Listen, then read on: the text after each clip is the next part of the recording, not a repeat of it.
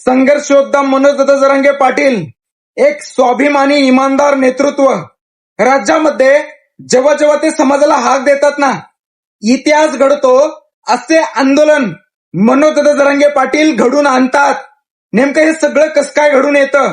कारण एवढे मोठे जर आंदोलन करायचं म्हणलं तर करोडो रुपये पाहिजे आणि असंही सांगितलं जातं की जरांगे पाटलाकडे पैसे नाहीयेत।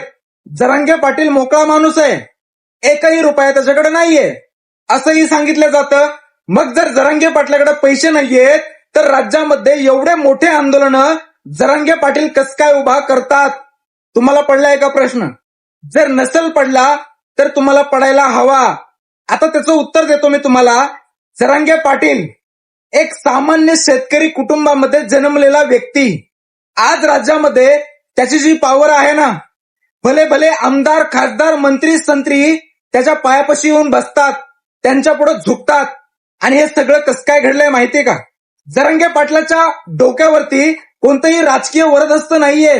जरांगे पाटलाच्या पाठीशी 6 कोटी मराठे ठामपणे उभा आहेत आणि जरांगे पाटील जे काय आज करत आहेत ना, ते फक्त आणि फक्त गोरगरीब मराठा समाजाच्या जीवावरतीच करत आहेत।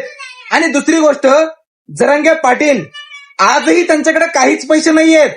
आजही जर बघितलं तर जरांगे पाटलाच्या खिशामध्ये 1 रुपया सुद्धा सापडणार नाही। पत्र्याच्या घरामध्ये राहणारा तो माणूस आहे, पण तरी सुद्धा जरांगे पाटील एवढी मोठी आंदोलनं कसं काय उभा करता? आता पुन्हा 9व्या वेळेस 30 तारखेला ते आंदोलन मोठं उभा करणार आहेत आणि 2 ते 3 कोटी मराठा समाज आंतरवाली सराटीमध्ये पुन्हा एकवटणार आहे असं सांगितलं जातंय। जरांगे पाटलानं काय केलं माहिती का?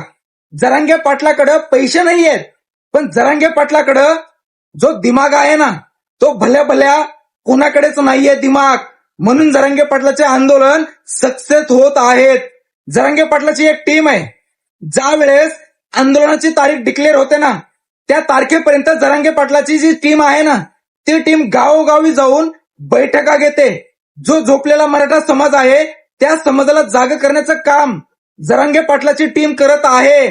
आणि म्हणूनच जरांगे पाटील जेव्हाही समाजाला हाक देतात ना, कोटी मराठे एकवटतात आणि जरांगे पाटलाच्या पाठीशी ठामपणे उभा राहतात। जरांगे पाटलाकडे पैसे नाहीयेत, कारण जरांगे पाटलांनी जे केलंय ना, ते आजपर्यंत कुणाला जमलं नाही। 6 कोटी मराठ्यांच्या मनावर राज्य केलंय संघर्ष योद्धा मनोजदादा जरांगे पाटलांनी।